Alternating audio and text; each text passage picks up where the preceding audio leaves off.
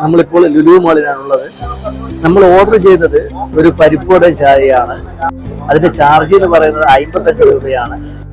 അപ്പോൾ എന്തായാലും ലുലു മാളിലെ ഭക്ഷണം നമ്മൾ സാധാരണക്കാരെ സംബന്ധിച്ച് അത്ര അനുയോജ്യമാണെന്ന് തോന്നുന്നില്ല. അപ്പോൾ ഞാൻ ഇത്ര റേറ്റ് ആയതുകൊണ്ട് കഴിച്ചു നോക്കി. പക്ഷെ അങ്ങനെ വലിയൊരു വ്യത്യസ്തമായ ടേസ്റ്റ് ഒന്നും തോന്നുന്നില്ല. തീർച്ചയായും നമ്മുടെ കോഴിക്കോടിൻ്റെ മണ്ണിലും ലുലു വിസ്മയം തീർത്തിരിക്കുകയാണ് നമ്മുടെ സ്വന്തം യൂസഫ് അലി സർ.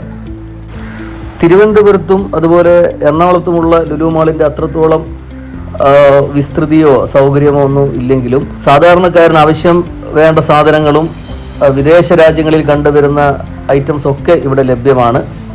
അപ്പോൾ എല്ലാവരും കോഴിക്കോടേക്ക് വന്ന് നമ്മുടെ ലുലു മാളിൻ്റെ വിസ്മയം അനുഭവിച്ചറിയും എന്ന പ്രതീക്ഷയിൽ നിർത്തുന്നു. ബൈ.